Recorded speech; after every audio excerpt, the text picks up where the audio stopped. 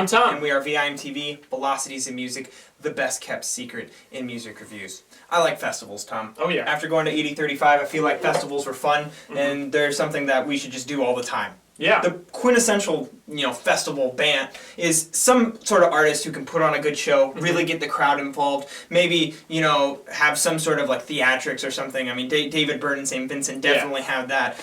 But, Edward Sharpe and the Magnetic Zeros, they just seem like the perfect festival They band. played at 8035 a couple of years ago. I bet it was a great show. I unfortunately missed it, but I heard that it was one of the highlights. Can we go back in time? Because I bet that it would be a great show, especially back then. There are other things that I would go see also, but that's one of them. For those of you who don't know who Edward Sharpe and the Magnetic Zeros are, they're kind of a cultish indie rock collective. They pull their sound a lot from the Beatles and maybe the Grateful Dead. Tom will get to that a little bit later, but they formed in 2007. The lead guy, Alex Ebert, is from I'm a Robot, the band I'm a Robot, and it's kind of like an 11-piece cult, kind of like the Polyphonic Spree down in Texas when they were, I think they're still making albums actually. Yeah, I think so. So anyways, Edward Sharpe and the Magnetic Zeros, they put out an album last year entitled Here, which we reviewed and actually liked pretty well. Yeah. And now this year, they're putting out their self-titled third album, which Tom will now describe their sound.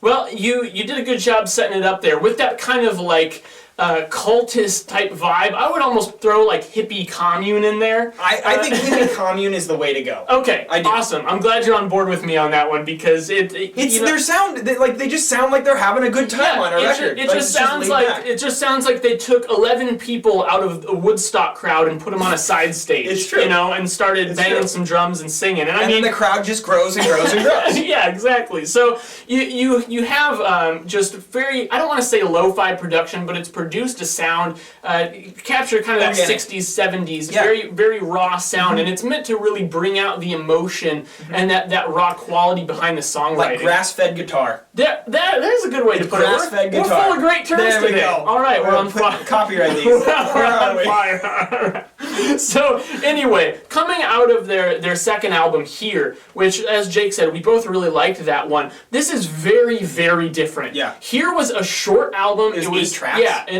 9 tracks, and this one is 12. The tracks are a little longer. Where I felt Here succeeded was in the fact that the songs were a little more simple, a little more straightforward, right? And they also a little bit more varied in style too. Yeah, they played around and experimented with their sound a bit. Yeah, they had a very, but they also had a very spiritual kind of vibe to it, and sentimental. And I feel like that's something that was lacking a little bit here. I mean, it shows up in places. Right. They're still exploring lyrically a lot of kind of philosophical ideas. Right. Like I said, kind of hippie type stuff. But it doesn't rub me the wrong way. It just seems very kind of introspective and soul searching type lyrics.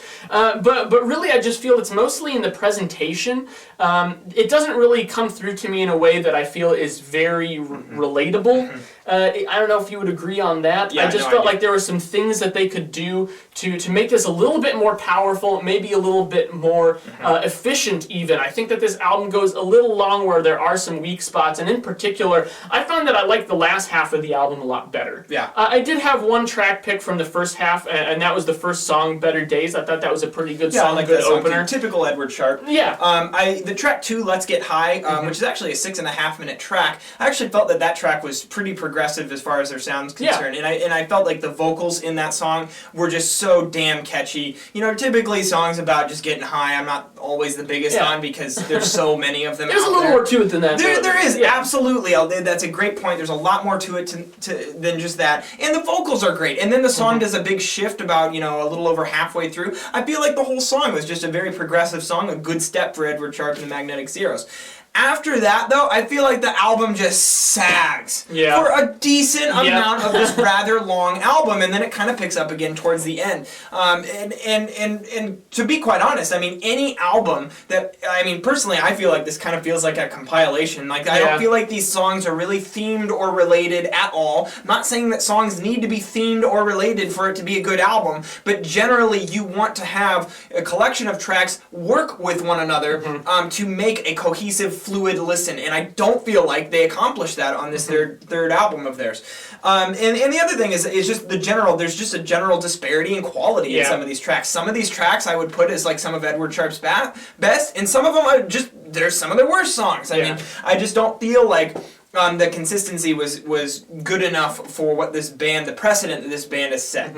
And that sag is exactly what Here was missing. Absolutely. They kept it short and kept it to the good tracks, and I think that album was a lot more consistent in its higher quality. It's all about how you justify your album length, and you can have a shorter album length as long as it still makes a point, has a thesis statement to it, and then you come away feeling satisfied as a listener. I feel like those are some of the main qualities of a good album, regardless of length. So the problem is that when you get these longer albums that don't always focus on consistent quality, you feel gypped when you get done with it. Yeah, because it's just there's so much there that didn't need to be there. Right. And I think that that's really what the worst aspect of this album was. I still think it was a decent album. I enjoyed listening to it all right. I would say for me it's probably their worst release to date.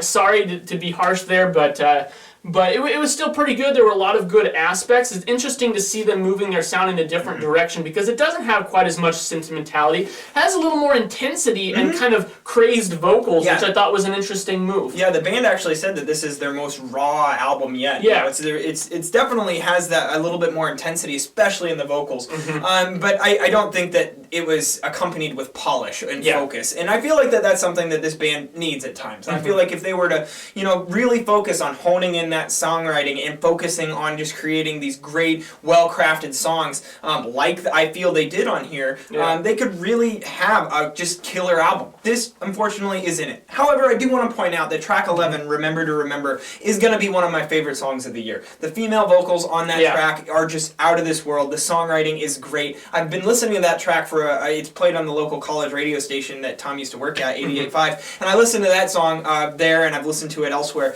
a few times before reviewing this album, and I love that song. Also, the closer, This Life, I felt like had a Jeff Buckley feel, and was also one of the highlights. But that sag in the middle just oh man, it really did. What are you giving this, Tom? I'm giving it 66. Okay, a little lower than you, 64. So that gives this a 65 from Velocities in Music, which means it's an album that has some good songs, probably some positive qualities, but not enough that we can really say, yeah, you guys should go out and listen to this. If you're overloaded with new music right now, probably set this one to the side. Not going to be one of our album picks for the year. But if you're an Edward Sharpe fan, definitely still worth a few listens. Let us know what you thought of Edward Sharpe's self-titled third album at www.velocitiesinmusic.com or youtube.com/velocitiesinmusic. As always, follow us on Twitter, like us on Facebook, and let us know what albums from 2013 you'd like to see us review.